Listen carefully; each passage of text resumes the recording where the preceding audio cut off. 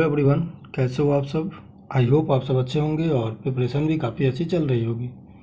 जैसे कि आप सबको पता है कि हमने मंडे से ये प्रॉमिस किया था कि आपको बेसिक ऑफ एग्रीकल्चर यानी कि इंट्रोडक्शन ऑफ एग्रीकल्चर हम स्टार्ट करेंगे और ये यूट्यूब पे आपको अपलोड कर दिया जाएगा। किसी कारणवश ऐसे तो वीडियो हमने शूट किया था बट हमने डाल नहीं पाया किसी भी कारणवश। तो आज फिर से आज से ये सेशन स्टार्ट होता है और ये सेशन कंटिन्यू ही रहेगा अगर आपका प्यार और आशीर्वाद बना दो।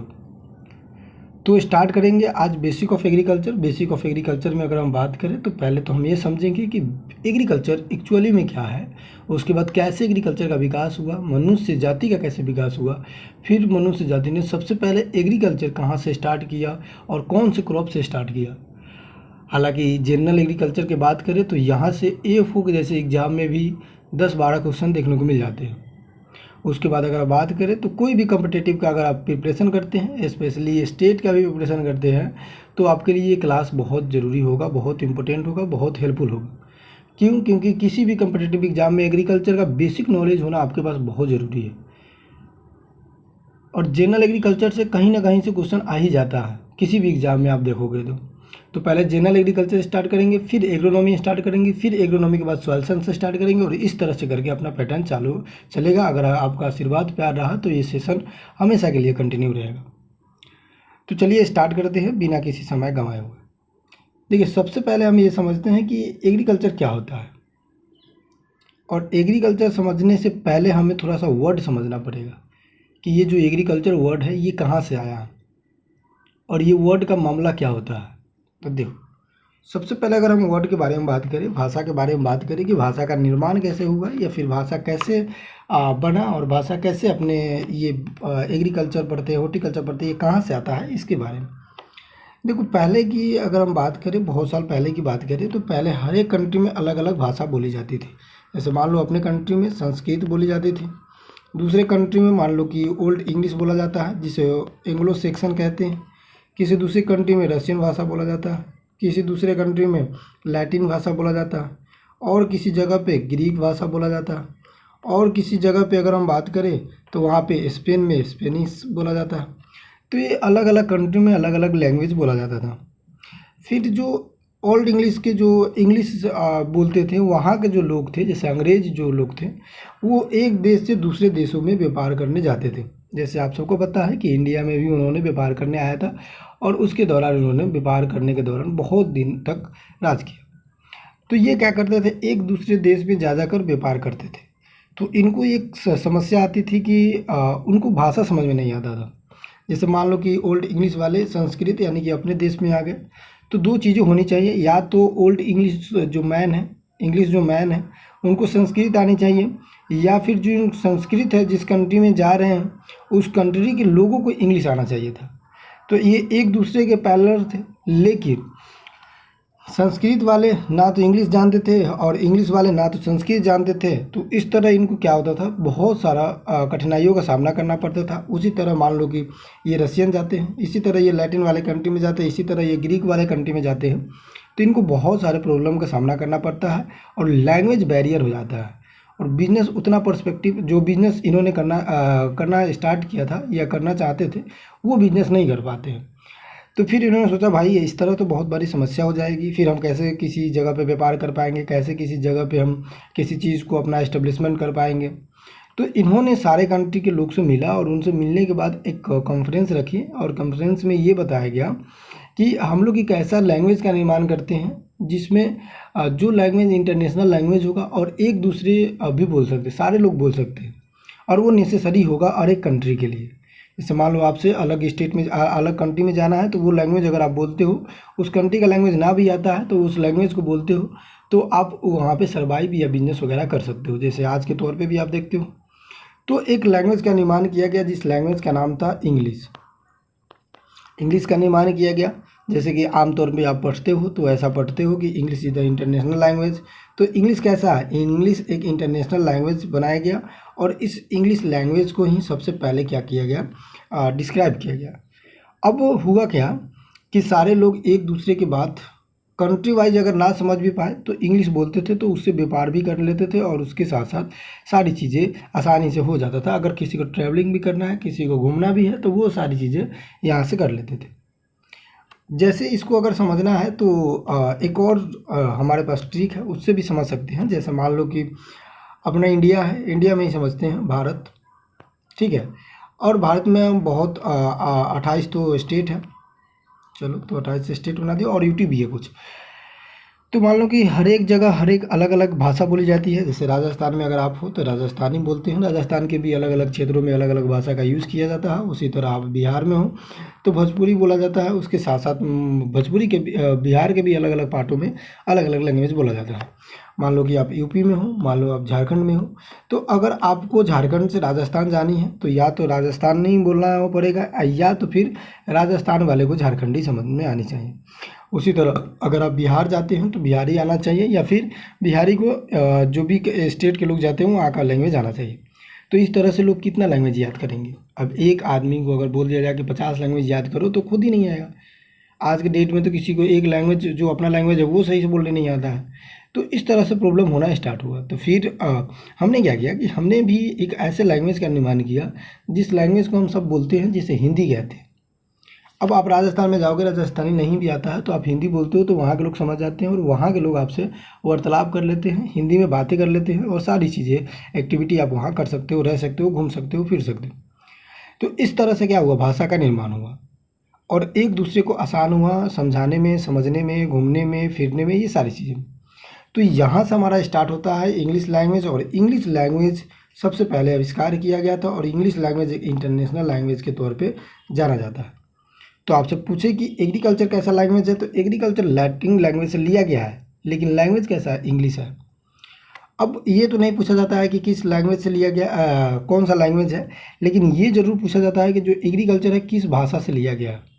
तो देखो, इसको ना लैटिन भाषा से लिया जाता है। अब लैटिन जो कंट्री है जहाँ पे लैटिन भाषा बोला जाता था, वहाँ पे एग्री शब्द का यूज होता था, ठीक है, और यहाँ पे कल्चर चीज़ का यूज होता था। तो हमने वहाँ से उठा लिया एग्रीकल्चर। दैट मीन्स कि यहाँ पे क्या होता है, एग्रीकल्चर, खेती करने को हम कहते हैं एग्रीकल्चर। तो ये वर्ड कहाँ से लिया गया, लैटिन लैंग्वेज से, लेकिन ये वर्ड कैसा है, तो इंग्लिश है। ये भी याद रखना है साथ में। बाकी इंग्लिश वाला तो नहीं पूछा जाता है, ये जरूर पूछा जाता है किस भाषा से लिया गया है। तो किस भाषा से लिया जाएगा, तो ये किस भाषा से ड्राइव हुआ है, तो लैटिन भाषा से ड्राइव हुआ है। अब सर इतना भाषा हम कैसे याद रखेंगे, तो इसके लिए एक ट्रिक है जो आपको याद करना है और काफ़ी हेल्प करेगा। जैसे जिसके भी लास्ट में कल्चर लगा होगा उसको हम समझेंगे कि ये लैटिन लैंग्वेज से लिया गया है, और उसके साथ साथ कल्चर के साथ साथ भी जिसके लास्ट में कोई भी वर्ड लगा हो लेकिन उसे देखने में वो लार्ज स्केल पे हो, एक ब्रॉड स्टेज पे हो, तो हम कह सकते हैं कि वो लैटिन है। ये हर जगह फॉलो नहीं होगा, लेकिन याद रखने के लिए हम कुछ चीज़ें में भी इसका अप्लाई कर सकते हैं। जैसे पहले तो कल्चर वाला आप याद रखेंगे कि जितने भी कल्चर होते हैं वो क्या होता है, लैटिन लैंग्वेज से लिया गया है। एक्सेप्शन इज़ द एवरीवेयर, यहाँ पे भी कुछ एक्सेप्शन है। जैसे कि अगर यहाँ का एक्सेप्शन की बात करें तो दो चीज़ें होती है, एक लैग कल्चर और एक सिट्री कल्चर। सिट्री कल्चर, अब देखो हमने जो ट्रिक बताया जिसके लास्ट में कल्चर है, वो तो ट्रिक यहाँ काम करता ही करता है, लेकिन इसमें कुछ एक्सेप्शन इसलिए है चूँकि ऐड है। जैसे कल्चर हमने क्या बताया, लैटिन, तो ये लैटिन लैंग्वेज से लिया गया है। लेकिन जो लैग है ना, जिसमें लैग उत्पादन होता है, ये लिया गया है ग्रीक वर्ड से। तो ये एक्सेप्शन हो गया, दोनों जगह पे हो गया, यानी कि ग्रीक भी है लैटिन भी है। तो इस तरह से आपको एक्सेप्शन तो बहुत ज़्यादा याद रखना है कि जो लैग कल्चर है वो लैटिन और ग्रीक दोनों से मिलकर बना हुआ है, ठीक है। इसके लास्ट में कल्चर लगा हुआ है, लेकिन ये सिर्फ लैटिन का नहीं है, ये भी याद रखेंगे। दूसरा हमारे पास एक्सेप्शन आ जाता है सिट्री कल्चर। सिट्री कल्चर का मतलब होता है कि जो नींबू वर्गीय फल है उसके बारे में स्टडी करना और उसको पढ़ना सिट्री कल्चर कहलाता है। सिट्री कल्चर भी हमारे पास, सिट्री जो है वो ग्रीक से लिया गया है, और कल्चर जैसे कि एज फॉर ट्रिक, ट्रिक के अनुसार ये लैटिन लैंग्वेज से लिया गया है। तो आपसे पूछे कि सिट्री कल्चर किस लैंग्वेज का वर्ड है, तो आप कहोगे ग्रीक और लैटिन का, जबकि इसके लास्ट में कल्चर है, लेकिन ये दोनों वर्ड से है। तो एक्सेप्शन यहाँ पे याद रखेंगे, ठीक है।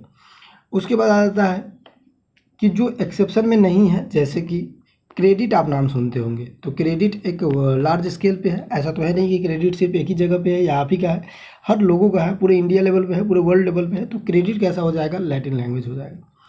उसी तरह से सॉइल, मृदा, जैसे सॉइल के बारे में अगर बात करें तो सॉइल ऐसा है नहीं कि सिर्फ आपके पास ही है या आप ही के क्षेत्र में है, ये हर जगह पे है। और हम लोग कहते हैं जहाँ पे पृथ्वी है वो सॉइल ही है।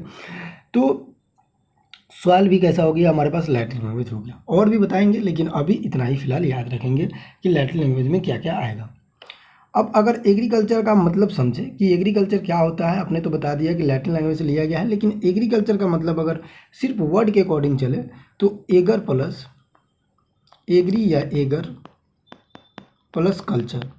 एगर का मतलब होता है सॉइल और कल्चर का मतलब आपको पता है कल्टीवेशन, यानी कि cultivation of crop in the soil, यानी कि सॉइल में किसी प्रकार के क्रॉप को कल्टीवेशन करना, वो क्या कहलाएगा, एग्रीकल्चर कहलाएगा।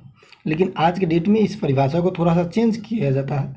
क्यों? क्योंकि आज के डेट में सिर्फ सॉइल का यूज़ करके ही खेती नहीं करेंगे, बल्कि हम सॉइल लेस फार्मिंग भी कर लेते हैं, जैसे कि हाइड्रोपोनिक हुआ, एक्वापोनिक हुआ, एरोपोनिक हुआ, ये सब सॉइल लेस फार्मिंग है। तो ये परिभाषा सटीक नहीं बैठता है कि सिर्फ सॉइल का यूज़ करके जो फार्मिंग करते हैं वही एग्रीकल्चर कहलाता है। उसके साथ साथ हम लाइव स्टॉक भी करते हैं, एनिमल हस्बेंड्री भी करते हैं, फोर्टिव भी करते हैं, फिशरीज भी करते हैं, ये सारी चीज़ें भी क्या आ जाता है, एग्रीकल्चर का पार्ट ही आ जाता है। तो बात करेंगे उस पर। तो पहला तो लैटिन आपका क्लियर हो गया। दूसरा हमारे पास आ जाता है ग्रीक।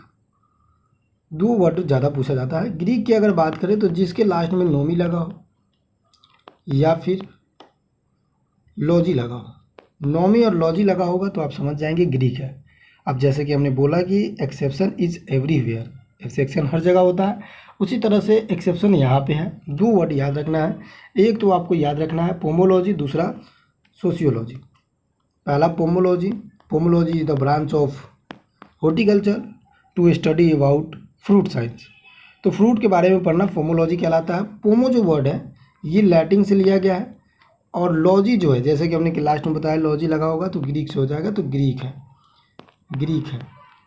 तो ये लैटिन और ग्रीक दोनों से मिलकर बना हुआ है। लेकिन एक चीज़ याद रखेंगे कि पोमोलॉजी में कन्फ्यूजन कर देता है कि मान लो लैटिन भी दे दिया जाए, ग्रीक भी दे दिया जाए और उसमें ऑप्शन ए और बी ना दिया जाए, तो आप किसका प्रिपेयर करोगे या आप किसको ज़्यादा मतलब प्रायोरिटी दोगे, तो आप दोगे लैटिन लैंग्वेज को। याद रखना ये चीज़ें बस। चलो, तो ग्रीक हो गया, लैटिन हो गया, सारे लैंग्वेज जितने भी होगा वो सारी आपको याद है। बाकी एक्सेप्शन हमने आपको बताया कि एक्सेप्शन कौन कौन हो सकते हैं। एक्सेप्शन आप याद रखेंगे क्योंकि क्वेश्चन सिंपल ना पूछकर एक्सेप्शन पूछा जा सकता है। ठीक है, एक चीज़ याद है, एक लैटिन में एक और वर्ड है उसको भी याद रख लेंगे कि फॉरेस्ट्री वर्ड है। यहाँ पे कौन सा वर्ड है, तो फॉरेस्ट्री। अब जो फॉरेस्ट्री है वो फॉरेस्ट का अध्ययन कहलाता है, जो फॉरेस्ट वर्ड है वो फॉरेस्ट्री से लिया गया है।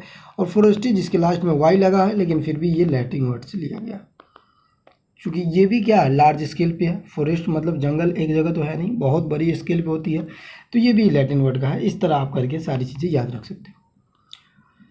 अब आ जाता है कि सर कौन कौन लैटिन लैंग्वेज है वो भी बता दीजिए। तो हमने आपको बताया कि जिसके लास्ट में कल्चर लगा वो लैटिन है। दो एक्सेप्शन है यहाँ पे, लैक कल्चर, सिटी कल्चर, ये याद रखेंगे। इसमें agriculture, horticulture, olericulture, floriculture, pesticide. Pesticide भी याद रखेंगे कि लार्ज स्केल पे होता है। पेस्टिसाइड का मतलब होता है, एक लैटिन लैंग्वेज का वर्ड है, पेस्टिसाइड का मतलब होता है कि टू प्लग, यानी कि कोई भी ऑर्गेनिज्म किसी भी चीज़ को इरिटेट पहुंचाता है वो पेस्टिसाइड होता है। जैसे मान लो क्रॉप में प्लांट के ग्रोथ एंड डेवलपमेंट में अगर किसी प्रकार का नुकसान पहुंचाता है वो पेस्टिसाइड है। और वो पेस्टिसाइड हर्बिसाइड के रूप में भी हो सकता है, इंसेक्टिसाइड के रूप में हो सकता है, लेकिन इन सारे कंबाइंड को हम क्या कहते हैं, पेस्टिसाइड कहते हैं। चलिए, हर्बिसाइड जिसमें हम शाकनाशी को मारते हैं, फंजीसाइड जिसमें हम फंजीसाइड को मारते हैं। क्रेडिट, सेल, जो सेल वर्ड है वो सेल का मतलब क्या होता है, बेसिक यूनिट है, स्ट्रक्चर ऑफ यूनिट है, फंडामेंटल ऑफ यूनिट है, किसका, बॉडी का। Compost, communication, society. उसके बाद अगर हम बात करें तो एक्सटेंशन में हम प्रचार प्रसार करते हैं एक जगह दूसरी जगह जाकर। मार्केटिंग, इवेल्युएशन, पल्सेस, इन बिटू सारी के बारे में बात करेंगे, लेकिन यहाँ पे हमने आपको वर्ड बताया जो आपको वर्ड याद रखना है। उसके बाद ग्रीक में देखेंगे तो ग्रीक में उसी तरह से है, जिसके लास्ट में नॉमी लगा हो वो ग्रीक हो जाता है। कुछ एक्सेप्शन है, एक्सेप्शन इज द एवरीवेयर, जैसे कि हमने आपको बताया, जैसे arthropoda is the phylum of insect, insect का एक फाइलम है। उसके बाद बायोडायनेमिक, बायोडायनेमिक का मतलब होता है, बायो मतलब होता है लिविंग, डायनेमिक मतलब होता है एनर्जी। ठीक है, उसके बाद economics, credit, enzyme, pedology, edaphology, ecology, entomology, plant pathology, meteorology, sociology, उस साइकोलॉजी। उसके बाद अगर हम बात करें तो ग्राउंडनट और प्लास्टिड और निमाटोड, ये ऐसे वर्ड है जो ग्रीक से लिया गया। अब कुछ और भी लैंग्वेज है, ऐसे तो ज़्यादातर ग्रीक और लैटिन से ही पूछा जाता है, लेकिन कुछ अदर लैंग्वेज है जो आपको याद रखना है, ये भी इंपॉर्टेंट है, कभी कभी यहाँ से भी क्वेश्चन पूछा जा सकता है और पूछा भी गया है। जैसे अरेबियन वर्ड की अगर बात करें कि अरेबियन वर्ड से कौन सा लैंग्वेज अरेबियन लैंग्वेज से कौन सा वर्ड ड्राइव हुआ है, तो आप खरीफ और रबी और मानसून। मानसून जो शब्द है वो मौसमी शब्द से लिया गया है और इसका मतलब होता है सीजन। तो मानसून याद रखेंगे, उसके साथ साथ जो हमारे क्रॉपिंग सीजन है जैसे कि खरीफ, रबी, जायद, ये भी अरेबिक वर्ड से लिया गया।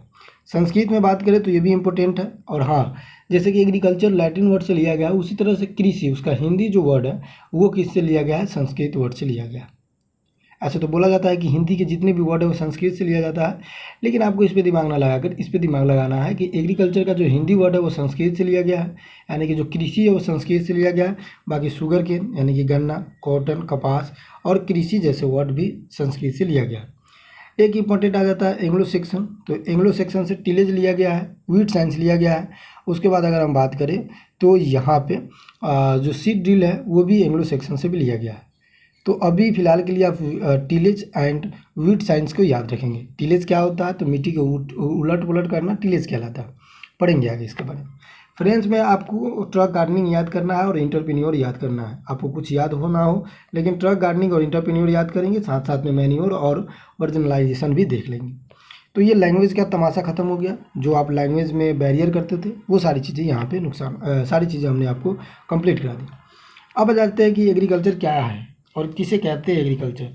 इसको अगर हम समझते हैं तो ऐसे कह सकते हैं कि सबसे पहला चीज़ वर्ड के अनुसार चले और सेंटेंस के अनुसार चले, तो हमने आपको बताया कि एग्रीकल्चर जिसमें एगर प्लस कल्चर से मिला हुआ है। एगर का मतलब होता है सॉइल, कल्चर का मतलब होता है कल्टीवेशन, यानी कि सॉइल में किसी प्रकार का कल्टीवेशन करना एग्रीकल्चर कहलाता है। अब ये तो हुआ सटीक आंसर जो अकॉर्डिंग टू सेंटेंस हुआ, लेकिन आज के दौर पे हम एग्रीकल्चर को इस तरह कह सकते हैं कि agriculture is the art. Agriculture क्या है, आर्ट यानी कि एक आर्ट है, टेक्नोलॉजी है और साइंस है, in which deals about crop production, livestock and aquatic organism and उसके साथ साथ रिलेटेड इंटरप्राइजेज। अब सुनो ये होता गया, जैसे हमने आपको बताया कि agriculture is the art. Art का मतलब है कि कला होता है, जिस तरह से एक्टिंग करना एक अलग कला है, सबसे एक्टिंग नहीं हो सकता है, उसी तरह से खेती करना भी एक कला है, हर किसी से नहीं हो सकता। हम यहाँ एक चार दीवार के अंदर में सारी चीज़ें पढ़ लेते हैं, थ्योरिकल पोर्शन सारी कंप्लीट कर लेते हैं कि ऐसा करना चाहिए, लेकिन जब आप प्रैक्टिकली जाते हैं फील्ड में तो प्रैक्टिकली दूसरा चीज़ देखने को मिलता है। प्रैक्टिकली में आपको अनुभव चाहिए, एक ऐसा अनुभव जो आपको पता होनी चाहिए कि कैसे क्या होता है, जैसे कि क्रॉपिंग कहाँ लगाना है, किस स्टेज में लगाना है, किस शेप में लगाना है, किस सॉइल में कौन सा क्रॉप लगाना है, टीलेज का प्रैक्टिस कैसे करना है, ये किसानों को बहुत अच्छी तरह से पता होता है। हम लोग थ्योरी पढ़ते हैं ऐसे ऐसे करना है, लेकिन थ्योरी और प्रैक्टिकल में काफ़ी डिफरेंट हो जाता है। तो कृषि भी एक प्रकार का कला है। टेक्नोलॉजी की बात करें तो टेक्नोलॉजी का ही मतलब होता है कि जो भी टेक्नोलॉजी आप यूज़ कर रहे हैं, जैसे नए नए मशीनों का यूज़ कर रहे हैं, नए नए इम्प्लीमेंट आपके पास आ रहा है, वो सारी चीज़ें टेक्नोलॉजी के अंतर्गत आ जाता है। टेक्नोलॉजी के अंतर्गत जो सीड आप देख रहे हैं उसके मॉडिफाई, उसके जेनेटिक्स एंड जो फिजिकल अपीयरेंस है उसको भी चेंजेस करना क्या कहलाता है, हमारे पास टेक्नोलॉजी कहलाता है। अब आ जाता है कि साइंस कैसे है, तो साइंस इसलिए है कि हम नए नए डेवलपमेंट करना स्टार्ट किए, नए नए थ्योरी लाना स्टार्ट किए, नए नए कंसेप्ट को लाना स्टार्ट किए कि हम इस तरह से ना करके इस तरह फार्मिंग कर सकते हैं, अच्छा अप्रोच के साथ कर सकते हैं। ये साइंस हुआ। साइंस का मतलब होता है विज्ञान, विज्ञान का मतलब होता है कि जिसके पास कुछ ज्ञान हो उसे विज्ञान कहते हैं। अब ज्ञान का मतलब ये नहीं कि राह चलते किसी को समझाने लग गए, वो वाला ज्ञान। आज के दौर में तो ज्ञान सबके पास है, लेकिन वो वाली ज्ञान नहीं, हमें यहाँ एग्रीकल्चर का ज्ञान होनी चाहिए, ठीक है, और वो एग्रीकल्चर के बारे में सारी चीज़ें अप्लाई होनी चाहिए। तो एग्रीकल्चर को हम ऐसे डिफाइन कर सकते हैं कि agriculture is the art and technology and science in which deals about the crop production, livestock, aquatic organism और also study of related enterprises. तो इसमें तीन चीज़ें याद रखेंगे। मैंने आपको बताया कि क्रॉप प्रोडक्शन पहला चीज़ है, जैसे हमने बताया कि सबसे पहले हम क्रॉप प्रोडक्शन पे जोर डालते हैं और क्रॉप प्रोडक्शन को पढ़ते हैं, लेकिन क्रॉप प्रोडक्शन भी दो प्रकार का होता है, एक तो गार्डन क्रॉप होता है और दूसरा हमारे पास हो जाता है फील्ड क्रॉप। पहले के डेट में जब एग्रीकल्चर स्टार्ट हुआ था उस समय से लेकर बहुत समय तक फील्ड क्रॉप को ज़्यादा प्रायोरिटी दिया जाता था, क्योंकि यहाँ से जो भी क्रॉप हमें मिलते हैं, जैसे यहाँ पे ऑल सीरियल्स, पल्सेस, लेग्यूम वगैरह क्रॉप मिलते हैं। इससे क्या होता है, हमारा बेसिक नीड पूरा होता है। पहले हम गार्डन क्रॉप को लगाते थे एक शोभा बढ़ाने के लिए, एक सिस्थेटिक के लिए, मतलब एस्थेटिक के लिए कि अच्छा लगे वहाँ पे। लेकिन आज के दौर पे गार्डन क्रॉप पे की इम्पोर्टेंट दिया जाता है। हालांकि इसका तो अलग से ब्रांच बना दिया गया है जिसे हम हॉर्टिकल्चर के नाम से जानते हैं। अलग अलग फ्रूट हमारे लिए इंपॉर्टेंस हो चुके हैं, मेडिसिन इंपॉर्टेंस हो चुके हैं। लेकिन जब एग्रीकल्चर स्टार्ट हुआ था तो गार्डन क्रॉप को हम सिर्फ एस्थेटिक्स के लिए पालते थे, एस्थेटिक्स के लिए हम लगाते थे, शोभा बढ़ाने के लिए लगाते थे। तो क्रॉप प्रोडक्शन भी याद रखना है। क्रॉप प्रोडक्शन में क्या क्या आ गया कि जो भी फील्ड क्रॉप है वो सारे आ जाएंगे, उसके साथ साथ गार्डन क्रॉप भी यहाँ पे आ जाएगा। ये चीज़ें याद रखेंगे। अब बात आती है कि सर क्रॉप प्रोडक्शन पढ़ा रहे हो तो क्रॉप क्या होता है, इसके बारे में तो बता दो। तो क्रॉप जब भी आपसे पूछे कि क्रॉप क्या होता है, तो क्रॉप का मतलब होता है कि जिस चीज़ का हम सोइंग करते हैं और उसको हार्वेस्ट करते हैं, यानी कि आप सोइंग से लेकर हार्वेस्टिंग तक जो भी एक्टिविटी करते हैं, जो भी मैनेजमेंट करते हैं, जो भी एक्टिविटी करते हैं उसकी ग्रोथिंग एंड डेवलपमेंट के लिए, वो सब क्या कहलाता है, वो सब कहलाता है हमारे पास क्रॉप प्रोडक्शन में, या क्रॉप कहलाता है। ये सिर्फ याद रखेंगे, ठीक है। क्रॉप प्रोडक्शन हमने बताया कि 2 प्रकार का होगा, एक फील्ड क्रॉप, फील्ड क्रॉप में cereals, legumes, pulses, fibre, green fodder, plantation crop जैसे आ जाते हैं। उसी तरह से गार्डन क्रॉप की अगर हम बात करें तो गार्डन क्रॉप में फ्रूट, वेजिटेबल्स, फ्लावर और स्पीसीज, मेडिसिन, एरोमेटिक प्लांट, ये सारी चीज़ें गार्डन क्रॉप में आ जाते हैं। यहाँ से 2 चीज़ें कंप्लीट हुई, एक तो फील्ड क्रॉप को हम एग्रोनॉमी ब्रांच दे दिए और दूसरा हॉर्टिकल्चर दे दिए, तो 2 ब्रांचेज यहाँ पे कंप्लीट हुई। तीसरा आता है एक्वाटिक ऑर्गेनिज्म। एक्वाटिक ऑर्गेनिज्म का क्या मतलब होता है कि एक ऐसा जीव या एक ऐसा जीव जंतु जो सिर्फ पानी में रहना पसंद करता है और उसको जब ग्रो करते हैं उसे हम कहते हैं एक्वाटिक ऑर्गेनिज्म। उसके बाद इसी को हम कह सकते हैं सॉइललेस फार्मिंग। सॉइललेस फार्मिंग का मतलब होता है कि जिसमें हम सॉइल का यूज ना करते हैं, जैसे कि हाइड्रोपोनिक। हाइड्रोपोनिक का मतलब क्या होता है, हाइड्रोपोनिक एक ग्रीक वर्ड का शब्द है। हाइड्रो का मतलब होता है वाटर, पोनिक का मतलब होता है लेवल, यानी कि वाटर में किए हुए, वाटर में ग्रो जो प्लांट होता है, जो भी प्लांट को हम वाटर में ग्रो करते हैं उसे हम क्या कहते हैं, हाइड्रोपोनिक के नाम से जानते हैं। उसके साथ साथ आ जाता है एक्वाकल्चर या एक्वापोनिक। एक्वापोनिक का मतलब होता है कि जो ऑर्गेनिज्म सिर्फ वाटर में रहता है उसको ग्रो करते हैं, उसे एक्वापोनिक कहते हैं। उसके बाद आ जाता है हमारे पास एरोपोनिक का मतलब होता है कि जो एयर में हम करते हैं, बात करेंगे उसके बारे में, सारी डिटेल समझेंगे। यहाँ पे सिर्फ ब्रांचेस देखना। उसके बाद हम स्टडी क्रॉप प्रोडक्शन हो गया, सॉइललेस फार्मिंग हो गया। इसके बाद हम स्टडी करते हैं लाइव स्टॉक के बारे में। अब लाइव स्टॉक क्या होता है इसको समझते हैं। देखो ऐसे तो लाइव स्टॉक को हम किसके अंदर पढ़ते हैं, एनिमल हस्बेंड्री के अंदर पढ़ते हैं। अब पूछा जाए कि एनिमल हस्बेंड्री, तो आपको पता है कि एनिमल एक बड़ा शब्द है, हस्बेंड्री भी बड़ा शब्द है। तो ये किस वर्ड से लिया गया होगा, तो हमने आपको जैसे ट्रिक बताया, तो एज फॉर ट्रिक आप याद रख सकते हैं कि animal husbandry drive from the Latin language, ठीक है। अब दोनों का मतलब अलग अलग तोड़ देते हैं, समझ में आ जाएगा। Animals plus husbandry.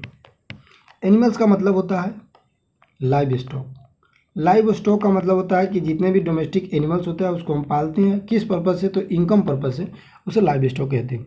अब डोमेस्टिक एनिमल्स में कैटल्स आ जाते हैं, कैटल्स मतलब काऊ, बोफैलो आ जाता है, गोट आ जाता है, सीप आ जाता है, कैमल आ जाता है, और उसके साथ साथ अगर बात करें तो हमारे पास पिग या स्वाइन आ जाता है। ये डोमेस्टिक एनिमल हम पालते हैं किसके लिए, तो इकोनॉमिक्स पर्पज़ के लिए पालते हैं। तो ये क्या कहलाता है, लाइव स्टॉक कहलाता है। हस्बेंड्री, हस्बेंड्री का मतलब होता है, हस्बेंड्री जो शब्द है वो हस्बैंड से लिया गया। जैसे आमतौर पे आप पढ़ाई करते हैं तो आपका भी सपना होता है कि आप कभी ना कभी हस्बैंड बनेंगे। तो आप जब भी हस्बैंड बनेंगे, जिनके भी बनेंगे, उनको आप क्या करेंगे, केयर रखेंगे, केयर करना पड़ेगा।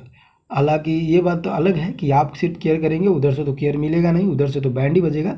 लेकिन फिर भी हम यहाँ समझने के लिए ऐसे समझ सकते हैं कि हस्बैंड का मतलब होता है कि टू केयरिंग, या फिर ऐसे कह सकते हैं कि हु वन टेक केयर, यानी कि जो आपको टेक केयर करता है, देखभाल करता है, उसे हस्बेंड्री कहते हैं। तो इसका अगर लिखना है तो लिख सकते हो हु वन टेक केयर।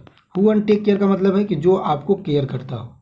तो एनिमल्स के केयर करने वाले को हम क्या कहते हैं, एनिमल हस्बेंड्री कहते हैं। अगर आप एनिमल्स को केयर कर रहे हैं तो ऐसा मतलब नहीं हो जाएगा कि आप एनिमल का हस्बैंड है, लेकिन आप एनिमल हस्बेंड्री कर रहे हैं, डैट मीन्स एनिमल्स को क्या कर रहे हैं, केयर कर रहे हैं। तो एनिमल्स को केयर करने वाले को एनिमल हस्बेंड्री कहते हैं। और एनिमल हस्बेंड्री में हम लाइव स्टॉक के बारे में पढ़ते हैं। हमारे पास बहुत सारे एनिमल्स हैं, लेकिन हम सिर्फ उसी एनिमल्स के बारे में पढ़ते हैं जिसको हम डोमेस्टिकेट करते हैं, और डोमेस्टिकेट करने के बाद एक इनकम हम वहाँ से जनरेट करते हैं, ठीक है। उसके बारे में सिर्फ पढ़ेंगे। अब कैट भी तो एनिमल ही है, तो कैट के बारे में नहीं पढ़ेंगे। क्यों नहीं पढ़ेंगे, क्योंकि वहाँ से एक भी इनकम हमारा स्रोत नहीं होता। हालांकि नुकसान ही होता है, लेकिन वहाँ पे इनकम का स्रोत नहीं होता। तो ऐसे एनिमल्स जो हमें इनकम देता है और इनकम क्या काम करेगा, तो जीडीपी में हमारे कंट्रीब्यूट करेगा, और जीडीपी बढ़ेगा तो अपने देश का सारी चीज़ें व्यवस्था सही हो जाएगा, सही के तौर पे चलेगा। तो इस तरह से आप याद रखना है कि हमें एग्रीकल्चर में 3 चीज़ें पढ़नी होती है, क्रॉप प्रोडक्शन, उसके साथ साथ एनिमल हस्बेंड्री, उसके बाद अगर बात करें तो सॉइललेस फार्मिंग को हम क्या करते हैं, यहाँ पे टैकल करते हैं। अब हमने आपको एक वर्ड बताया था कि रिलेटेड इंटरप्राइजेज का मतलब होता है कि जो चीज़ें आप पढ़ रहे हो या जो चीज़ें मेन ब्रांचेज है उस पर किसी प्रकार का क्रॉप का कल्टीवेशन करना क्या कहलाता है, इंटरप्राइजेज कहलाता है। जैसे आप एपी कल्चर पढ़ते हैं, एपी कल्चर में क्या होता है, हनी बी यानी कि एपी कल्चर, आप हनी फार्मिंग करते हैं, मधुमक्खी पालन करते हैं, तो मधुमक्खी पालन आप करते हैं तो ये किसका इंटरप्राइजेज है, क्रॉप का इंटरप्राइजेज होगा, तो ये अदर इंटरप्राइजेज में आ जाता है। उसी तरह से लैग कल्चर, उसी तरह से सेरीकल्चर आता है। तो इस तरह से करके हम एग्रीकल्चर का एक नया परिभाषित कर सकते हैं। अब ये तो रहा है एग्रीकल्चर। अब आ जाते हैं कि सर ब्रांचेस के बारे में। देखो कभी भी आपको ब्रांचेज याद करना हो ना एग्रीकल्चर का, अब एक चीज़ याद रखेंगे कि हम बहुत धीरे धीरे चल रहे हैं, इसका मतलब यही है कि हम आपको प्रॉपर सारी चीज़ें समझाते हुए चले। आप डोंट वरी रहे कि आपका सिलेबस कंप्लीट हो जाएगा उस समय से बहुत पहले तक, ठीक है, ये याद रखेंगे, परेशान नहीं होना है और सारी चीज़ें एक एक करके देखते हुए चलना।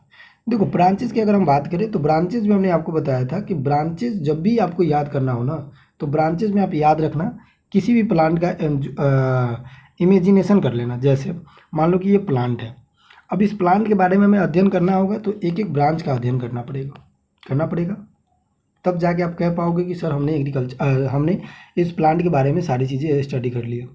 अब आपसे पूछेगा कि बताइए इसमें कितने ब्रांचेस थे, तो आप बता दोगे 10 या 12 जितने भी ब्रांचेस थे। आप इसमें बताओगे कि कौन सा ब्रांचेज मेन है, कौन सा सेकेंडरी है, तो आप भी बता दोगे। डैट मीन्स कि आप एक एक ब्रांच को आपने स्टडी किया, तब जाके आपने बोला कि हमें पुनः या पूरी तरीके से इस प्लांट के बारे में पता है। उसी तरह से अगर आपको एग्रीकल्चर पता होना है या एग्रीकल्चर के बारे में नॉलेज लेना है, तो आपको सबसे पहले एक एक ब्रांच की नॉलेज होनी चाहिए। जैसे एक एक ब्रांच में क्या हुआ कि सबसे पहले तो आपने एग्रीकल्चर समझा। अब एग्रीकल्चर समझा तो आपने वहाँ पे एक शब्द पढ़ा क्रॉप प्रोडक्शन, तो crop production that means agronomy की नॉलेज होनी चाहिए। अब क्रॉप प्रोडक्शन करने के लिए तो मिट्टी की ज़रूरत होगा, तो सॉइल साइंस होना चाहिए। देखो एग्रोनॉमी जो है ना ये बहुत बड़ी सब्जेक्ट है, इसमें सॉइल साइंस भी आ जाता है, सीड टेक्नोलॉजी भी आता है, वीड साइंस भी आता है, लेकिन हम अपने आसानी के लिए इसे अलग अलग सब्जेक्ट में बांट दिया गया है, तो वो चीज़ें अलग है। बाकी आपको सबसे पहले हमने क्रॉप प्रोडक्शन पढ़ा, तो क्रॉप प्रोडक्शन के लिए एग्रोनॉमी के बारे में पढ़ेंगे। उसके बाद एग्रोनॉमी यानी कि सॉइल पे जो भी फार्मिंग करेंगे तो सॉइल के बारे में पढ़ना होगा। अब जब क्रॉप ग्रोथ करेगा तो उसके बाद वीड लगेगा, कंपटीशन होगा किसी न किसी से, तो वीड साइंस भी पढ़ना पड़ेगा। वीड साइंस पढ़ने के बाद आपको एक एक स्टेप बाई स्टेप अगर चलते हैं तो जैसे ही आपका क्रॉप ग्रोथ हो गया तो उसमें डिजीज लगता है तो प्लांट पैथोलॉजी पढ़ना पड़ेगा। उसमें इंसेक्ट लगता है तो उसमें इंसेक्टिसाइड के बारे में पढ़ना पड़ेगा यानी कि इंटोमोलॉजी पढ़ना पड़ेगा। और उसमें वीड लगता है तो वीडीसाइड के बारे में पढ़ना पड़ेगा। लेकिन ये तीनों का कंबाइन अगर मिला दे तो हम ऐसा कह सकते हैं कि ये क्या है, ये पेस्ट है। उसी तरह से अगर आप प्लांट के मार्फोलॉजी को समझते हैं कि ताकि किसी प्रकार का डिजीज हो तो उसमें आप जो भी डेवलपमेंट है उसमें आपको आसानी हो, तो प्लांट फिजियोलॉजी उसके मार्फोलॉजी को भी जानेंगे कि लीफ का क्या काम होता है, स्टेम का क्या काम होता है, रूट का क्या काम होता है। उसके बाद उसी तरह अगर हम बात करें आगे की तरफ, तो आगे अगर आप देखते हो तो वहाँ पे आप फ्रूट साइंस के बारे में अगर पढ़ते हो तो हॉर्टिकल्चर भी पढ़ना पड़ेगा। जैसे कि हमने आपको बताया था वहाँ पे क्रॉप प्रोडक्शन में 2 चीज़ें होती है, एक तो फील्ड क्रॉप, एक गार्डन क्रॉप। उसके बाद आप चलोगे तो इधर प्लांट पैथोलॉजी और जेनेटिक्स, इसमें किसी प्रकार का इंप्रूवमेंट करना होगा उसके बारे में पढ़ेंगे। फिर सीड से रिलेटेड सीड टेक्नोलॉजी के बारे में पढ़ेंगे। तो ये सारी चीज़ें क्या है, ब्रांचेस ऑफ एग्रीकल्चर है। 16 ब्रांचेज इसका माना जाता है, जिसमें से 7 और 8 ऐसे ब्रांचेज है जो मेजर है, बाकी 8 ब्रांचेज ऐसा क्या है, माइनर है। अब कुछ बच्चे कह रहे होंगे कि सर आप तो पहले ही डरा रहे हो कि 16 ब्रांचेज यानी कि 16 सब्जेक्ट पढ़ना पड़ेगा, ऐसा लग रहा है जैसे नीट का प्रिपरेशन कर रहे हैं। तो देखो एग्रीकल्चर एक छोटा सब्जेक्ट नहीं है, एग्रीकल्चर भी अपने आप में एक बहुत बड़ी सब्जेक्ट है। तब हम 4 साल सिर्फ एग्रीकल्चर ही पढ़ते हैं। आप सोचो अगर एग्रीकल्चर इतना छोटा सब्जेक्ट होता, एग्रीकल्चर इतना छोटा होता, तो फिर हम 4 साल एग्रीकल्चर क्यों पढ़ते हैं, कॉलेज में 1 साल में पढ़ लेते। तो एग्रीकल्चर भी एक बहुत बड़ी सब्जेक्ट है। लेकिन अगर आपके पास बेसिक नॉलेज है तो आप इतना समझ जाए कि 50% आपने एग्रीकल्चर ख़त्म कर लिया, बाकी की बातें पोर्शन 50% ही रह गई है। तो इस तरह से याद रखेंगे। 16 सब्जेक्ट हमने बताया, कौन कौन से सब्जेक्ट है उसको देख लेते हैं। अब जैसे कि हमने आपको बताया कि एग्रोनॉमी में principle and practice of crop production कैसे होता है उसके बारे में हम समझते हैं, और फील्ड मैनेजमेंट कैसे करते हैं इसके बारे में समझते हैं। किसमें? एग्रोनॉमी में सारे फील्ड क्रॉप के बारे में हम पढ़ेंगे। फील्ड क्रॉप जैसे कि लेग्यूम हो गया, पल्सेस हो गया, उसके बाद फोल्डर क्रॉप हो गया, फॉरेज क्रॉप हो गया। उसके साथ साथ बात करें तो अनदर जितने भी क्रॉप आते हैं सारे एग्रोनॉमी के पोर्शन में ही आते हैं।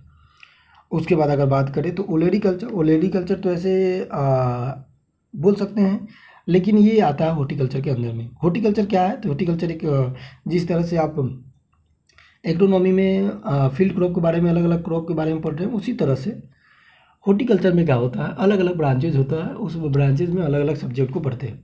अगर आपको वेजिटेबल्स पढ़ना है तो ओलेरीकल्चर हम बोल देते हैं, अगर आपको फ्रूट पढ़ना है तो पोमोलॉजी बोल देते हैं, अगर आपको ऑर्नामेंटल प्लांट पढ़ना है तो ऑर्नामेंटल प्लांट की ब्रांचेज होती है। इस तरह करके ब्रांचेज बनाया गया। फ्लोरिकल्चर यानी कि फ्लावर के बारे में अगर आप पढ़ते हैं तो वहाँ पे क्या हो जाता है, फ्लोरिकल्चर आपको कहना पड़ेगा। एग्रीकल्चर इंजीनियरिंग जिसमें हम स्टडी करते हैं इंजीनियरिंग के बारे में और इंजीनियरिंग साइंस के बारे में।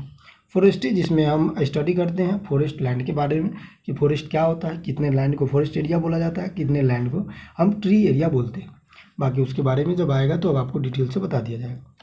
उसी तरह से एग्रीकल्चर इकोनॉमिक्स की बात करें या एग्रो इकोनॉमिक्स भी कह सकते हैं शॉर्ट फॉर्म में, तो इसमें हम applied field of the economics concern width of the optimum and the production distribution for the food, यानी कि जो भी आप इनकम लगा रहे हैं, इनकम का सोर्स है, वो सारी चीज़ें हम क्या करते हैं एग्रीकल्चर इकोनॉमिक्स में पढ़ते हैं। उसी तरह से एग्रीकल्चर इंटोमोलॉजी है। इंटोमोलॉजी में हमने आपको बताया कि अगर प्लांट में किसी प्रकार का इंसेक्ट लगता है तो उसको ठीक करने के लिए हम क्या पढ़ते हैं, प्लांट इंटोमोलॉजी या एग्रीकल्चर इंटोमोलॉजी पढ़ते हैं। प्लांट पैथोलॉजी की बात करें तो डिजीज लगेगा, डिजीज़ के बारे में स्टडी करना क्या कहलाता है, हमारे पास प्लांट पैथोलॉजी कहलाता है। उसी तरह से अगर हम बात करें अगले टॉपिक है तो सेरीकल्चर का मतलब होता है कि जिसमें रेयरिंग ऑफ सीर के प्रोडक्शन से रिलेटेड कोई भी चीज़ पढ़ते हैं तो वो सेरीकल्चर कहलाता है। उसी तरह से बी कीपिंग जिसे एपीकल्चर के नाम से भी जानते हैं, तो एपीकल्चर में हम क्या पढ़ते हैं, बी कीपिंग के बारे में पढ़ते हैं। अर्बोरिकल्चर का मतलब होता है कि आर्ट ऑफ कल्टीवेशन, ये कल्टीवेशन का कला है जिसमें हम प्रॉपर्टी किसके बारे में पढ़ते हैं, डिफरेंट श्रब के बारे में पढ़ते हैं, ट्री के बारे में पढ़ते हैं, वाइन्स के बारे में पढ़ते हैं। उसके बाद अगर बात करें तो एनी अदर जो वुडी प्लांट होता है और जो पेरेनियल प्लांट होता है उसके बारे में पढ़ते हैं। पेरेनियल्स के मतलब होता है कि एक ऐसा प्लांट जो 2 या 2 से अधिक साल लगाता है अपने ग्रोथ एंड डेवलपमेंट में और उसका लाइफ साइकिल बहुत लंबे समय तक होता है, उसे पेरेनियल क्रॉप कहते हैं और आर्बोरिकल्चर कहते हैं। इसके बारे में स्टडी करेंगे। तो आर्बोरिकल्चर का अगर डिफाइन करना हो तो आप ऐसे लिख सकते हो कि the study of cultivation properly managing and the study different shrub tree vines and other woody plant is known as arboriculture. उसी तरह से आता है हमारे पास बर्मी कल्चर आपसे पता है कि बर्मी क्या होता है, एक कंपोस्ट होता है। तो अर्थवर्म से जो बनने वाला अर्थवर्म से जो बर्मी कंपोस्ट बनता है उसको पढ़ने के लिए हम क्या करते हैं, बर्मी कल्चर पढ़ते हैं।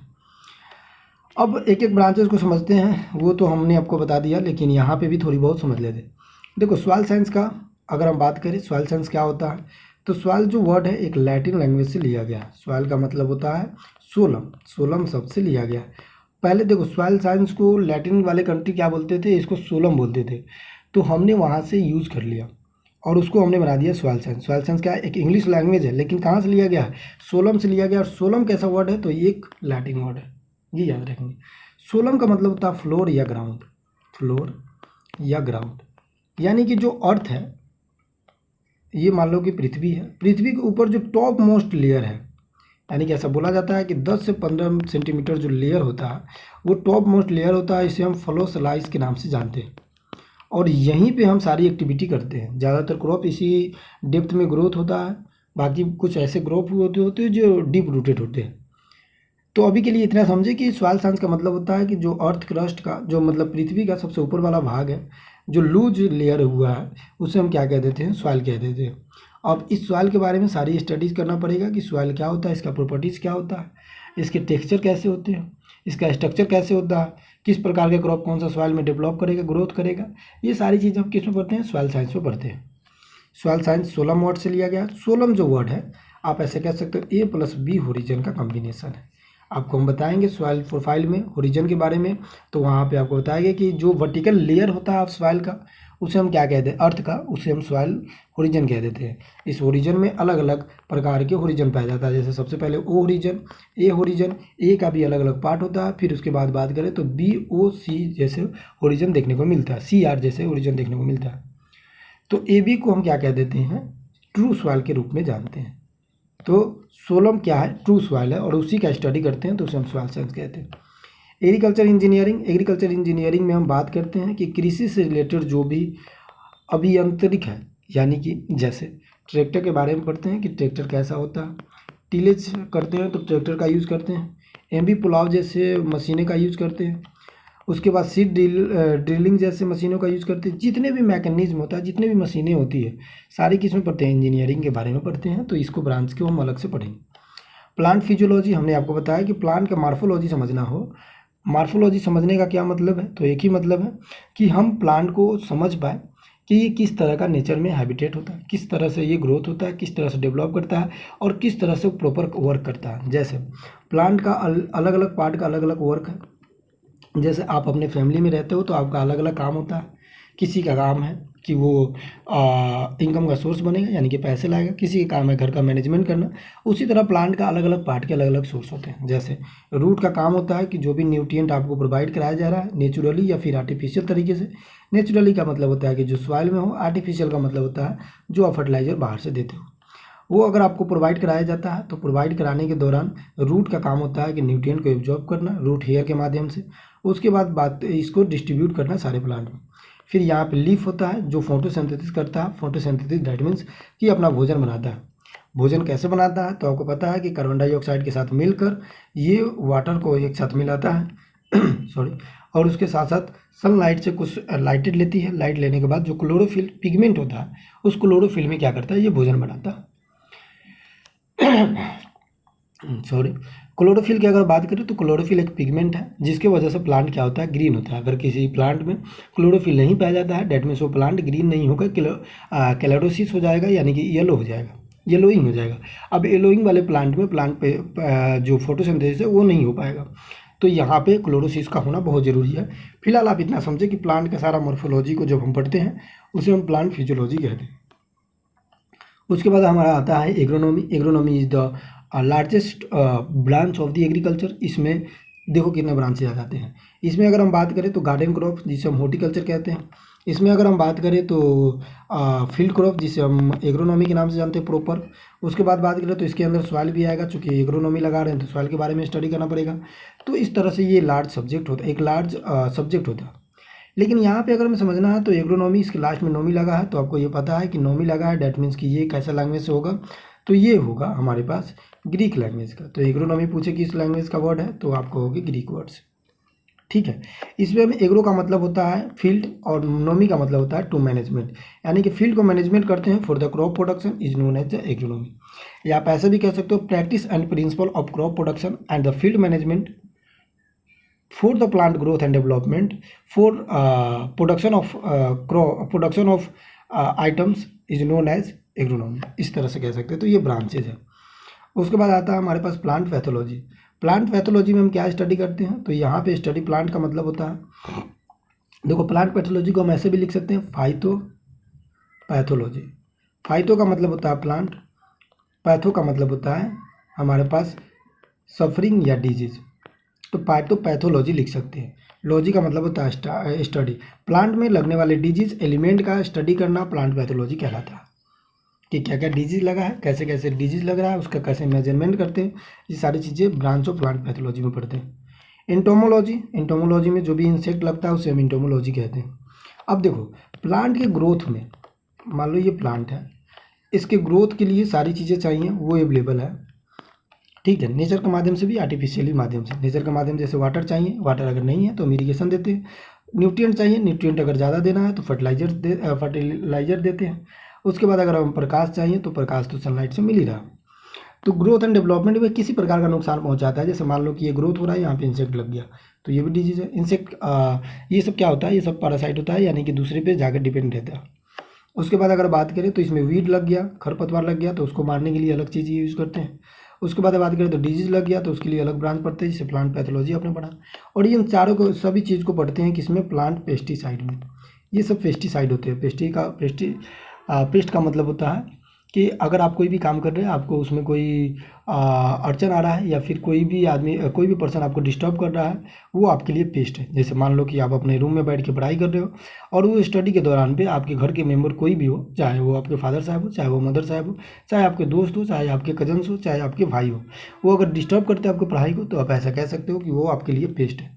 इसी तरह से क्रॉप के प्रोडक्शन के लिए अगर कोई भी प्रकार का जो भी चीज़ें हैं उसको अगर डिस्टर्ब करता है उसके ग्रोथ एंड डेवलपमेंट में, तो वो पेस्ट कहलाएगा। वो पेस्ट के रूप में डिजीज भी हो सकता है, वो पेस्ट के रूप में वीड भी हो सकता है, वो पेस्ट के रूप में क्या हो सकता है, तो वो पेस्ट के रूप में इंसेक्ट भी हो सकता है। तो ये सारी चीज़ें क्या कहलाता है, पेस्ट कहलाता है। लेकिन हम यहाँ पे इंटोमोलॉजी का ब्रांच है तो इंटोमोलॉजी समझते हैं। Animal husbandry and dairy farm, आपको हमने बताया कि एनिमल हस्बेंड्री क्या होता है। एनिमल हस्बेंड्री जो है लैटिन वर्ड से लिया गया है, जिसका मतलब होता है animal plus the husbandry. Animals का मतलब होता है लाइव स्टॉक, यानी कि एक ऐसा जंतु, डोमेस्टिक एनिमल्स, जिसको हम पालते हैं सिर्फ इकोनॉमिक पर्पज़ से, उसे हम लाइव स्टॉक कहते हैं। उसके बाद डेयरी फार्म की अगर बात करें तो डेयरी फार्म का मतलब होता है कि जो भी प्रोडक्शन आप लेते हो, जैसे डेयरी फार्म में हम ज़्यादातर मिल्क के बारे में पढ़ते हैं और उसका प्रोसेसिंग के बारे में पढ़ते हैं। क्या क्वालिटी होना चाहिए, मिल्क को कैसे स्टोर किया जा सकता है, कैसे उसको प्रोसेसिंग कर कर हम वैल्यू एडिशन कर सकते हैं और उससे ज़्यादा प्रॉफिट में बेच सकते हैं। ये सारी चीज़ें हम एनिमल हस्बेंड्री में पढ़ते हैं। फॉरेस्ट्री का मतलब होता है कि जितने भी वुडी प्लांट होते हैं उसके बारे में पढ़ना और फॉरेस्ट को समझना।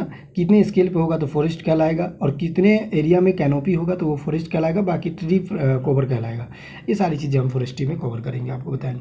फिशरीज, आपको पता है fisheries is the branch of animals कह सकते हैं, लेकिन फिशरीज को अलग से रखा जाता है। फिशरीज में हम क्या करते हैं, तो फिशी कल्चर इसे कहते हैं। क्या कहते हैं, तो यहाँ पर नोट कर लेंगे, पीसी कल्चर के नाम से जानते हैं। पीसी कल्चर के नाम से जानते हैं। पीसी कल्चर का मतलब होता है कि फिशरीज़ का कल्चर करना फिशी कल्चर कहलाता है।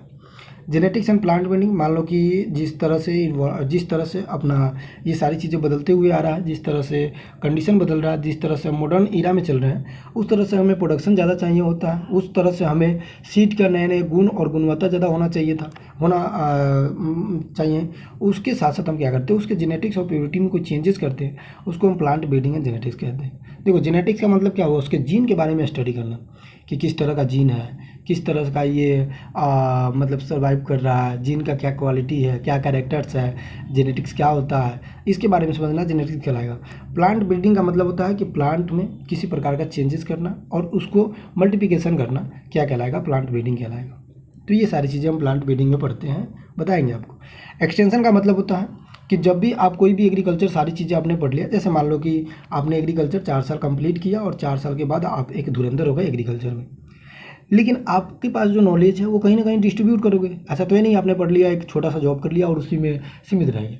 तो आप कोशिश क्या करोगे कि अपने नॉलेज को डिस्ट्रीब्यूट करना। जैसे मान लो कि हम क्या कर रहे हैं, अपने नॉलेज को डिस्ट्रीब्यूट कर रहे हैं, लेकिन हम अपने नॉलेज को किसके पास डिस्ट्रीब्यूट कर रहे हैं, आपके पास डिस्ट्रीब्यूट कर रहे हैं, अपने ही सर्कल में डिस्ट्रीब्यूट कर रहे हैं। यानी कि हमने एग्रीकल्चर पढ़ा, हम भी एक कभी के स्टूडेंट थे और आज भी इस प्रकार के स्टूडेंट को सजेशन दे रहे हैं। लेकिन एग्रीकल्चर एक्सटेंशन का मतलब ही यही होता है, प्रचार करना, प्रसार करना, अपनी नॉलेज को दूसरी तरह डिस्ट्रीब्यूट करना। लेकिन एग्रीकल्चर एक्सटेंशन को हम स्पेशली किसके लिए पढ़ते हैं, तो फार्मर्स से रिलेशन के लिए पढ़ते हैं कि जो भी एग्रीकल्चर ऑफिसर है वो अपने नॉलेज को, अपना जो उसके पास नॉलेज है, जो गेन किया है, जो उन्होंने पढ़ा है, सारी चीज़ें समझी है, उसको एक्सटेंड करना, उसको उसको प्रचार करना, विस्तार करना, किसानों को बताना। भाई अल्टीमेट सोर्स क्या है, जैसे आप पढ़ रहे हो तो आपका अल्टीमेट सोर्स क्या है। ऐसे तो आप कहोगे कि अल्टीमेट सोर्स यही है कि हमें एक सरकारी जॉब लग जाए और एक अच्छा से बीवी मिल जाए, एक अच्छा से शादी हो जाए, एक सही से घर बन जाए। लेकिन एग्रीकल्चर जानने का, एग्रीकल्चर पढ़ने का अगर मेजर सोर्स के बाद, मेजर अगर हम बात करें डेस्टिनेशन का, तो वो ये है कि अपने देश में जो भी एग्रीकल्चर है उसको आगे बढ़ाना है। अब देश का एग्रीकल्चर आगे कैसे बढ़ेगा, आपके और हमारे जैसे साइंटिस्ट से ही बढ़ेगा, आपके हमारे जैसे स्टूडेंट से ही बढ़ेगा। लेकिन एक ऐसा स्टूडेंट जो अप्रोच करता हो, किसानों को बताता हो कि आप देखो, किसानों के पास तो प्रैक्टिकली नॉलेज है, उन्होंने इतना ना प्रैक्टिकल किया है कि उनको सारी नॉलेज है कि कब वो खाद देंगे, बीज देंगे, कब क्या देंगे, वो सारी चीज़ नॉलेज है। लेकिन उनको ना एक राइट अप्रोच नहीं पता। तो राइट अप्रोच हम देंगे, अनुभव उनसे लेंगे, दोनों का कॉम्बिनेशन होगा, प्रोडक्शन जरूर बढ़ेगा। लेकिन हम अगर एक्सटेंशन करते हैं तो अब सिर्फ नाम का पढ़ाई करते हैं कि एक्सटेंशन का मतलब होता है प्रचार करना, और करते नहीं हैं, अपनी नॉलेज को बताते नहीं हैं किसानों के पास, तो उसे क्या कहते हैं, उस तरह से विकास नहीं होगा। लेकिन उसके बारे में पढ़ना एक्सटेंशन कहलाता है। फिलहाल अभी पढ़ने पे आते हैं, तो एक्सटेंशन का मतलब होता है एग्रीकल्चर का प्रचार प्रसार करना या विस्तार करना, एक्सटेंशन कहलाता है। उसी तरह से अगर देखेंगे तो आज के दौर पे अगर बात करें ऑर्गेनिक फार्मिंग, देखो ऑर्गेनिक फार्मिंग का एक अपना इतिहास है और एक अपना एक सिलेबस है, इसके बारे में भी एक क्लास लग जाएगी। देखो ऑर्गेनिक फार्मिंग क्या होता है, पहले के डेट में यानी कि 1966 और 7 की बात करें, अपने कंट्री की बात कर रहे हैं, यानी कि जब हाई यील्डिंग वैरायटी प्रोग्राम नहीं आया था 1965 में, और इसी प्रोग्राम को हम आगे 1966 और 7 में क्या कह दिए कि ग्रीन रिवोल्यूशन का नाम दे दिया। और ग्रीन रिवोल्यूशन के दौरान में हमने बहुत सारा पेस्टिसाइड इंसेक्टिसाइड यानी कि पेस्टिसाइड यूज़ किया, उसके साथ साथ बहुत सारा फर्टिलाइजर यूज़ किया, केमिकल फर्टिलाइजर यूज़ किया। और यहाँ से स्टार्ट हो गया हमारे पास agrochemical and soil pollution जैसे चीज़ों को देखना स्टार्ट कर दी। अब चीज़ें हुआ क्या कि सॉइल को एक हैबिट बन गया, और एक नेचुरली जो कोई पदार्थ था वो नहीं आ रहा था। अब देखो उस समय हमारे पास समस्या क्या था, 1960 में क्राइसिस आई थी। क्राइसिस किसके लिए आई थी, तो फूड क्राइसिस था। अब फूड क्राइसिस का मतलब होता है कि जितना हमारे पास पॉपुलेशन है उससे उतना प्रोडक्शन नहीं हो पा रहा है, यानी कि फूड सिक्योरिटी हमारे पास नहीं था, खाद्य सुरक्षा नहीं था। और किसी भी स्टेट हो, राज्य हो, किसी भी कंट्री हो, किसी का घर हो, अगर उसके पास खुद का अपना फूड सिक्योरिटी नहीं है, खाद्य सुरक्षा नहीं है, तो उसको हाथ कहीं ना कहीं फैलाना पड़ जाएगा। अब जैसे मान लो कि आपके पास अगर घर में खाने के लिए नहीं है तो आप कहीं दूसरी जगह जाओगे नहीं जाओगे, हाथ फैलाओगे नहीं फैलाओगे, क्योंकि खाना बहुत ज़रूरी है। ठीक है, उसी तरह से ऑर्गेनिक जब हमने बहुत ज़्यादा फूड सिक्योरिटी हमारे पास नहीं था तो हमने ग्रीन रेवोल्यूशन स्टार्ट किया। मैक्सिको से हमने कुछ वेराइटियाँ लाई जो जो जैसे वीट का वैरायटी लाई, राइस की वैरायटी लाई, वो वैरायटी हम यहाँ पे ग्रो की। बात करेंगे ऑर्गेनिक फार्मिंग के बारे में, लेकिन अभी यहाँ तक थोड़ा सा बता रहे हैं। तो हमने बहुत सारा पेस्टिसाइड यूज़ करना स्टार्ट किया, बहुत सारा हमने केमिकल यूज़ करना स्टार्ट किया, उसका निगेटिव इम्पैक्ट पड़ा। अब देखो हर सिक्के का दो पहलू होता है, अब प्रॉफिट भी है तो नुकसान भी है। अगर आप किसी चीज़ से प्रॉफिट लेते हो, आपको लगता है कि यहाँ से प्रॉफिट मिल रहा है, तो आप ये भी याद रखेंगे कि इसका नुकसान भी आपको झेलना पड़ेगा। तो नुकसान भी है, तो उस समय हमारे पास समस्या था, तो हम नुकसान ना देकर पहले प्रॉफिट देखते हैं, जिस समय ज़रूरत होता है उसका पूरा करते हैं। अब हुआ क्या कि सॉइल का आदत पड़ गया और केमिकल आपने इतना यूज़ कर दिया कि सॉइल हमारे पास जो भी उसका उर्वरक शक्ति था, खुद का उर्वरक शक्ति, वो हमने नष्ट कर दिया। यानी कि आप सॉइल को एक बैसाखी पे बना दिए कि भाई अपना पैर पे मत चलो, मैं खुद ही आपको बैसाखी दे दूंगा चलने के लिए। तो उस तरह से क्या होगा कि अगर मान लो कभी आपने न्यूट्रिएंट नहीं दोगे तो वो तो चलेगा ही नहीं। तो उस तरह से दिक्कत हुआ। फिर हमने सोचा कि ऐसा करते हैं कि अब ऑर्गेनिक फार्मिंग की तरफ मूव ऑन कर लेते हैं। ऑर्गेनिक फार्मिंग का मतलब होता है कि अब अपने जैविक खेती की तरफ आ जाते हैं। और फिर हमने क्या किया, अपने जैविक खेती की तरफ बढ़ना स्टार्ट किया। तो ऑर्गेनिक फार्मिंग का मतलब होता है कि जो हमने केमिकल यूज़ किया था उसका बिना यूज़ किए हुए हम अगर केमिकल का किसी प्रकार का प्रोडक्शन करते हैं, वो ऑर्गेनिक फार्मिंग कहलाता है। अब ऑर्गेनिक फार्मिंग करने के लिए जब आप नेचुरली तरीके से जो भी FIMB होगा, तो आप FIMB अगर आपको डालना है तो नेचुरली डालेंगे। डैट मीन्स कि आपके पास जो एनिमल्स होना चाहिए वो हाइब्रिड नहीं होना चाहिए, वो एक्जोटिक नहीं होना चाहिए, वो भी देसी होना चाहिए और नेचुरल होना चाहिए। तो उसके बारे में तो डिटेल्स में बताएंगे, लेकिन अभी इतना समझ जाओ कि ऑर्गेनिक फार्मिंग का मतलब होता है कि cultivation of the any crop without using of the chemical substance और like fertiliser, like pesticide for the growth and development of plant is known as organic farming. याद रखेंगे। इससे रिलेटेड अगर यहाँ पे आई गए हैं तो थोड़ा सा ये समझ ले कि ऑर्गेनिक फार्मिंग से रिलेटेड एक और होता है नेचुरल फार्मिंग। अब देखो ऑर्गेनिक फार्मिंग में हम थोड़ा सा तो चीज़ें करते ही हैं, जैसे टीलेज वगैरह करना हो तो वो कर लेंगे, उसमें कोई दिक्कत नहीं है। लेकिन टीलेज के दौरान पे याद रखेंगे कि किसी प्रकार का उसमें पेस्टिसाइड और हर्बिसाइड जैसे खर को मारने के लिए हम यूज़ ना करें। जो भी होता है वो सिंथेटिक्स करें और जो भी होता है ऑर्गेनिक करें। लेकिन नेचुरल फार्मिंग का मतलब होता है, जैसे ऑर्गेनिक फार्मिंग का मतलब क्या होता है कि हम केमिकल का यूज नहीं करेंगे, ठीक है। लेकिन नेचुरल फार्मिंग में क्या होता है कि आप कोई भी एक्टिविटी नहीं करेंगे, ना तो आप टीलेज करेंगे, ना तो वहाँ से कोई प्रकार के मिट्टी को हेर फेर करेंगे, ना तो किसी प्रकार के केमिकल डालेंगे। यानी कि जब जंगल में देखते हो ना किसी प्रकार का वाइल्ड स्पीसीज अपने आप ग्रोथ हो जाता है बिना किसी चीज़ से, ना तो हम उसे वाटर देते हैं ना तो उसे किसी कहते हैं, नेचुरली तरीके से जो ग्रोथ हो रहा है उसे नेचुरल फार्मिंग कहते हैं। तो ये दोनों डिफरेंस याद रखेंगे। अब अगला ब्रांच आता है हमारे पास सॉइललेस फार्मिंग। सॉइललेस फार्मिंग आपको बहुत अच्छी तरीके से पता है कि सॉइललेस फार्मिंग क्या होता है, जिसमें हम सॉइल का यूज ना करते हैं, जैसे कि हाइड्रोपोनिक, एक्वापोनिक, ये हमने आपको बता दिया। अब आज के लिए इतना ही, यानी कि आई होप आप सबको सारी चीज़ समझ में आया होगा। कल से स्टार्ट करेंगे हिस्ट्री ऑफ एग्रीकल्चर के बारे में। ये तो हमने स्टार्ट कर दिया था, आपको ब्रांचेज बता दिए, एग्रीकल्चर क्या होता है वो बता दिया। कल से स्टार्ट करेंगे हिस्ट्री ऑफ एग्रीकल्चर की, हिस्ट्री ऑफ एग्रीकल्चर कैसे स्टार्ट होता है, एग्रीकल्चर कैसे स्टार्ट होता है एक्चुअली में, ये हम समझेंगे कौन कौन स्टेप होता है, सारी चीज़ें हम आपको एक एक करके बताते हुए चलेंगे। तो चलिए, आई होप आपको सारी चीज़ें समझ में आया होगा। उम्मीद रखते हैं कि आपको जो भी चीज़ें पढ़ाया गया वो क्लियर होगा। बाकी अपने कमेंट में ज़रूर बताइएगा, फीडबैक ज़रूर दीजिएगा। आपके लिए हमने इतना प्रयास किया, थोड़ा बहुत तो प्रयास किया ही किया है। तो अगर आपको सारी चीज़ समझ में आ रहा है तो आप शेयर करें, सब्सक्राइब कर दें, थोड़ा सा सपोर्ट दिखाएं और कमेंट में अपना फीडबैक ज़रूर दें। बाकी मिलते हैं नेक्स्ट क्लास में, जब तक के लिए पढ़ते रहिए, स्वस्थ रहिए, मस्त रहिए। जय हिंद।